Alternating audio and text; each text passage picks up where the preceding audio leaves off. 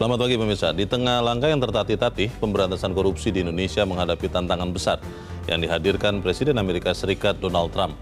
Pada Senin 10 Februari pekan lalu, Trump menaikkan perintah eksekutif untuk membekukan penerapan Foreign Corrupt Practices Act atau Undang-Undang Praktik Korupsi Asing. Belet itu pada prinsipnya melarang penyuapan terhadap pejabat di negara lain, juga perusahaan multinasional yang berbisnis di Amerika Serikat. Pemirsa, inilah editorial Media Indonesia di hari ini Selasa 18 Februari 2025 dengan tema Rayuan Suap Paman Trump bersama saya Lunat Samosir. Dan Anda semua para pemirsa juga bisa ikut menyatakan pendapat Anda nanti dengan menelepon nomor telepon 021-583-99-100. Dan pemirsa, pagi ini telah hadir bersama saya Ketua Dewan Redaksi Media Group, Elman Saragi. Bang Elman, selamat pagi. Pagi, Mulyo. Sehat-sehat Bang? Sehat. Saya tidak mau merayu, karena kita nanti akan bicara soal rayuan suap Paman Trump. Bukan rayuan Pulau Kelapa ya? Bukan rayuan Pulau Kelapa, kalau itu indah, kalau ini berbahaya Bang. Pertanyaannya Bang, kenapa kemudian secara sederhana, kenapa kemudian apa yang terjadi di Amerika Serikat itu bisa berpengaruh kepada kondisi pemberantasan korupsi di Indonesia Bang? Ya sebetulnya sih, kalau kita bicara jujur, kita kan sebetulnya tidak perlu pusing kan, apapun yang terjadi di Amerika, di negara lain dan sebagainya kan. Mau buat kebijakan apapun dia kan, kita nggak ngurus. Dan kita memang sebenarnya jangan mencampuri urusan mereka kan. Betul. Nah, tetapi memang khusus mengenai soal suap menyuap, kalau ada perubahan ketentuan di negara lain, wah itu sangat berbahaya buat kita gitu. Karena moral daripada pejabat publik kita ini kan sangat lemah dan sangat rentan terhadap godaan suap. Bahkan kadang-kadang jangan menyalahkan mereka, pejabat kita juga jangan-jangan juga pingin digoda kan gitu kan. Minta duluan. Minta dulu digoda kan. Bisa juga. Kalau ini tidak diminta sudah datang. Nah ini kan selama 50 tahun Amerika itu kan melarang orang Amerika, perusahaan Amerika melakukan penyuapan terhadap pejabat negara lain kan gitu kan. 50 tahun ya? 50 tahun umurnya ini. Itu sudah diatur dengan tegas? Diatur dengan tegas dengan undang-undang apa namanya itu? Praktek korupsi asing. Undang-undang praktek korupsi asing. Nah, dilarang keras itu.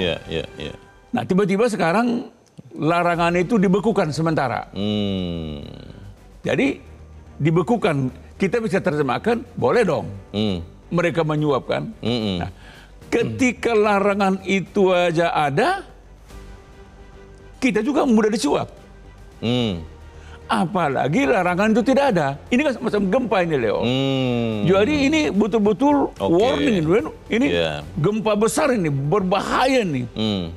Ini saya khawatir kalau pemerintah tidak mewaspadai kebijakan baru ini, mungkin ke depan tiap hari kita lihat pejabat kita akan disuapkan gitu kan. Ibaratnya gempanya di Amerika Serikat, tsunami-nya sampai di Indonesia.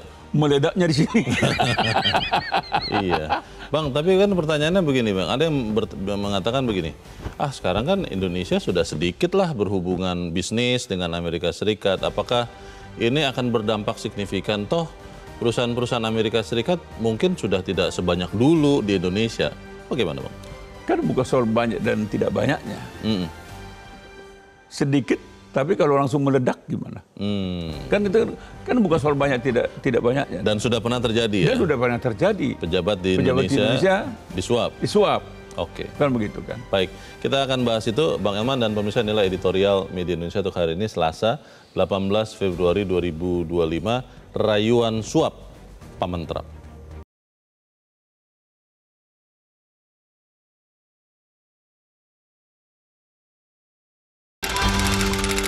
Rayuan suap Paman Trump.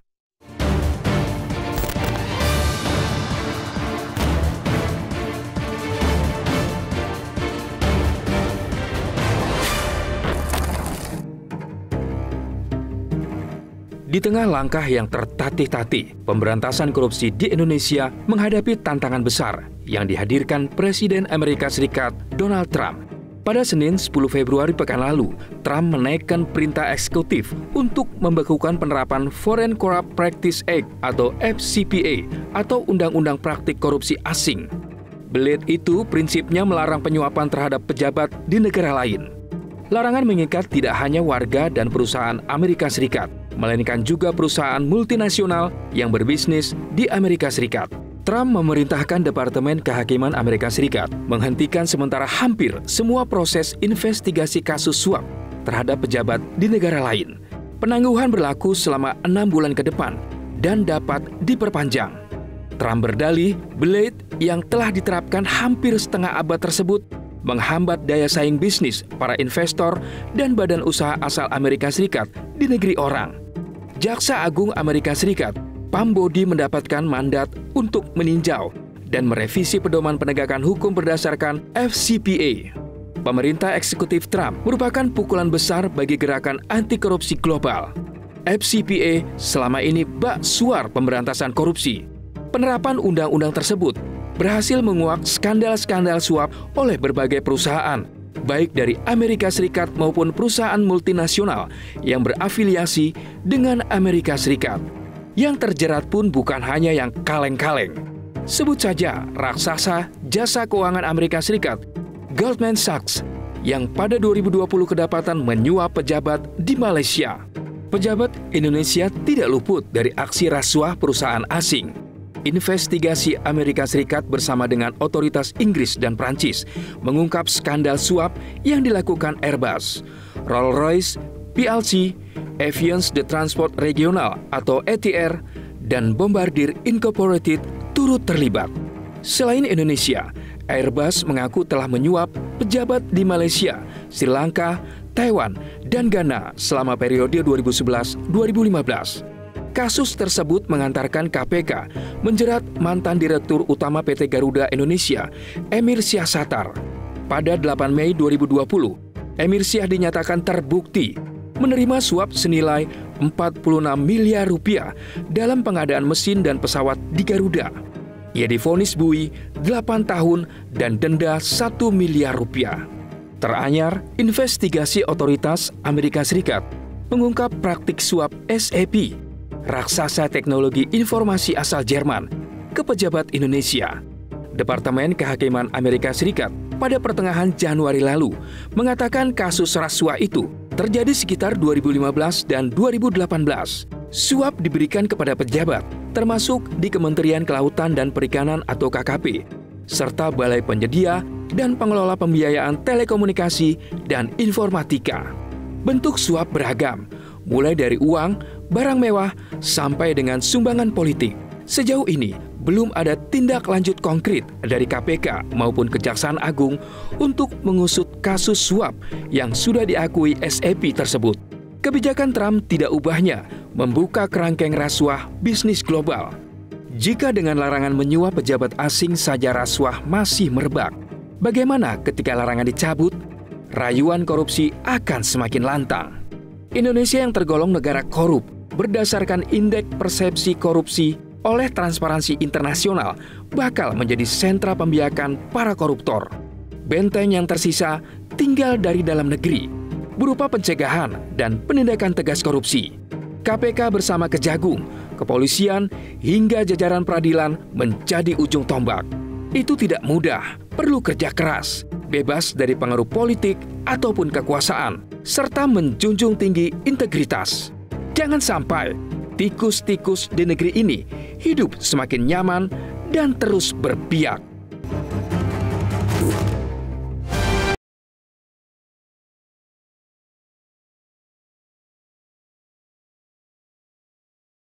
Di bagian berikut Anda bisa menyatakan pendapat Anda terkait editorial pagi ini. Pemirsa, untuk saat ini tetaplah bersama kami.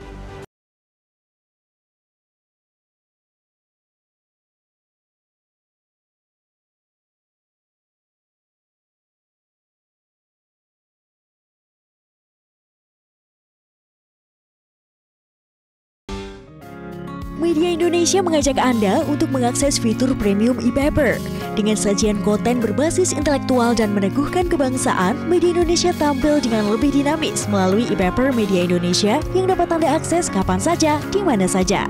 Caranya mudah, download aplikasi Media Indonesia di Android atau ketik link ePaper.mediaindonesia.com atau bisa scan QR Code pada layar kaca Anda.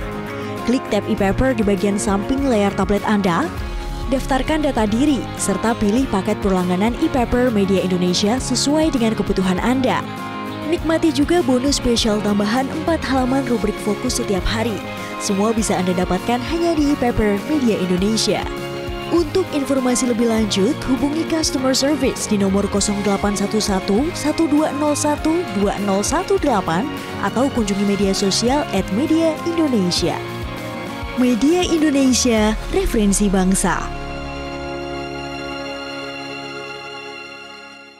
Terima kasih Anda masih bersama kami pemirsa, dan sekarang kita akan mendengarkan Bang Elman pendapat dari pemirsa Metro TV. Kita saat ini sudah terhubung dengan pemirsa Metro TV di Tanjung Selor, Kalimantan Utara, Pak Yunus Luat. Pak Yunus, selamat pagi. Selamat pagi, salam sejahtera untuk seluruh warga NKRI tercinta. Bung Leo izin, kami berharap dari pelosok Kalimantan Utara, Tanjung Selor, Kabupaten Belungan, mohon supaya pakar-pakar keuangan kita, pakar-pakar hukum kita, profesor-profesor andalan kita, ya kalau bisa coba berpikirlah yang bagus, apakah berkenan kalau ada intervensi dari pihak negara lain, walaupun negara adidaya. Mohon maaf, saya ini orang kecil Pak, tapi kita berpikir ketika ada penegakan hukum terus ada pula oknum tertentu dengan lambang besar ini untuk mengintervensi, saya kok rasanya kurang tepat rasanya, karena ini kan kewenangan otonomnya negara Kesatuan Republik Indonesia tercinta. Jadi sekali lagi berharap kepada pakar-pakar hukum kita, profesor-profesor terhebat kita, andalan kita, mari rembuk kemudian dengan ahli keuangan kita dan lain sebagainya. Karena ini penegakan hukum. Saya kira ini yang bisa saya sampaikan supaya semua kejadian-kejadian yang lalu, kalau bisa saya sederhana aja permintaan saya Pak. Kita ini memerlukan anggaran. Daerah kami ini daerah susah, tempat pembangunan dan lain sebagainya. Kalau bisa uang-uang yang dikorupsi itu diambil untuk membangun daerah. Uangnya bagus, tapi cara orang yang mengambilnya kurang bagus. Oleh sebab itu kembalikan ke negara. Bangun, mohon izin, Kalimantan Utara, Tanjung Selor sampai ke Pesok, Tanjung Selor sampai ke Skatak, Tanjung Selor sampai ke Malinau dan sebagainya. Baik, Malinau terima kasih Pak Yunus Luat di Tanjung Selor, Kalimantan Utara. Selamat pagi Pak. Kelihatannya Pak Yunus sepikiran dengan kita Bang Elman, bahwa apapun yang terjadi di negara lain yang mungkin akan berdampak atau memang berdampak kepada pencegahan korupsi, yang penting bagaimana penegakan hukum di Indonesia. Bagaimana Bang? Ya, artinya gini, sebetulnya tantangan kita hari ini dan ke depan adalah bagaimana menyiapkan moral para semua pejabat publik. Jadi mestinya idealnya kan pejabat publik ini kan tidak mau lagi disuapkan. Karena dia sudah mendapat penghasilan. Remunerasi dari negara. Sudah mendapat penghargaan. Sudah mendapat fasilitas.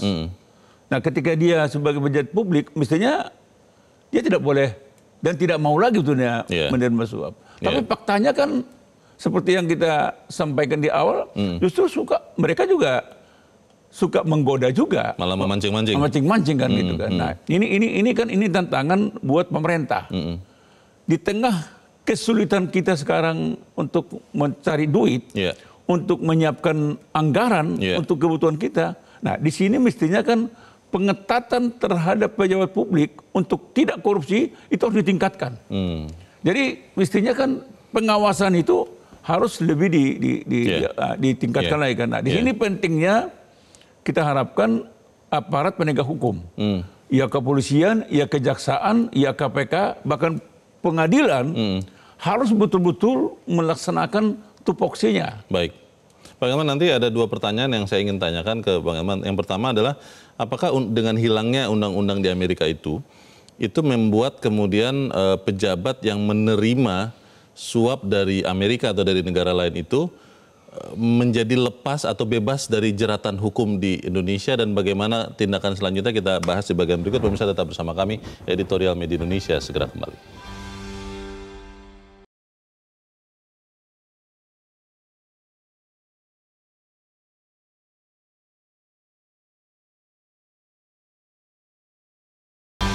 terima kasih Anda masih bersama kami. Kita di bagian akhir diskusi kita. Bang Elman, kalau undang-undang di Amerika itu hilang, apakah itu artinya kemudian kalau ada oknum pejabat di Indonesia terima suap dari perusahaan dari Amerika atau multinasional yang lain, menjadi bebas dari jeratan hukum, Bang? Undang-undang anti korupsi kita mengatakan siapapun yang memberi suap, entah dari manapun itu datangnya, itu tetap suap. Dari luar negeri juga, dari Amerika juga sama tetap suap? Saja, tetap korupsi. Jadi yang menerimanya tetap koruptor. Tetap terjerat ya? Terjerat undang-undang anti korupsi. Oke. Jadi sebetulnya itu yang kita katakan, mau kebijakan apapun dari negara lain, dalam hal ini Amerika, itu semestinya kita nggak usah ambil pusing. Karena toh sebetulnya kan aturannya tetap. Yeah. Jadi mau dibekukan, mau tidak dibekukan, nggak soal. Aturannya tetap. Jadi ketika ada pejabat kita menerima dari orang Amerika misalnya, tetap dia dijerat. Dijerat undang-undang anti korupsi. Dan kita tidak perlu menunggu yang dari sana. Ya kan? Tetap ini. Jadi ini sebetulnya ini tantangan. Tantangan buat pemerintah. Tantangan buat negara kita, dan tantangan buat pejabat publik. Dan mestinya kan itu yang dari dulu kita harapkan, aparat penegak hukum ini mestinya putuskanlah, vonislah para koruptor ini seberat-beratnya. Supaya ada efek jera ya. Nah ini kan seperti kasus timah kan, kan bagus itu pengadilan tinggi diperberat 20 tahun. Tapi, malah sebetulnya kalau bisa kan seumur hidup. Tapi gitu. Dibanding loh itu Bang, kasasi loh mereka itu. Ya kita harapkan itu linear kan. Jadi putusan pengadilan tinggi itu udah bagus. Nah ini yang kita harapkan. Jadi kita nggak usah tergoda, nggak usah terganggu tentang putusan apapun dari Amerika ini ketika mereka membekukan undang-undang namanya korupsi ini, praktek korupsi asing ini. Kita nggak usah peduli. Perkuat di Indonesia. Justru dengan ini tantangan baru kita harapkan nanti angka korupsi di Indonesia ini makin berkurang kan. Indeks persepsi korupsinya makin meningkat kan. Itu harapan kita. Gitu. Dan juga jangan ini kemudian nanti ada oknum pejabat yang justru menggunakan alasan ini ya untuk kemudian bisa menerima suap itu Bang. Jangan sampai seperti itu. Jangan sampai mengatakan habis di sana sudah dibekukan, kita nggak tahan digoda katanya. Kalau nggak tahan digoda, jangan menjadi pejabat publik. Kita harapkan para pejabat kita tetap ingat kepada isi sumpah atau janji jabatannya untuk tidak mencuri dari rakyat. Pokoknya jangan berlindung, nggak tahan digoda. Jangan sampai tidak tahan rayu. Bang Elman Saragih, terima kasih sudah di tempat ini. Selamat pagi Bang. Pemirsa, benteng yang tersisa tinggal saat ini dari dalam negeri berupa pencegahan dan penindakan tegas korupsi. Perlu kerja keras, bebas dari pengaruh politik ataupun kekuasaan untuk menjunjung tinggi integritas. Jangan sampai tikus-tikus di negeri ini hidup semakin nyaman dan terus berkembang biak. Saya Leonard Samosir berterima kasih Anda sudah menyimak editorial Media Indonesia Satu Pagi ini. Terus jaga kesehatan Anda, terus jaga nurani Anda. Selamat pagi, sampai jumpa.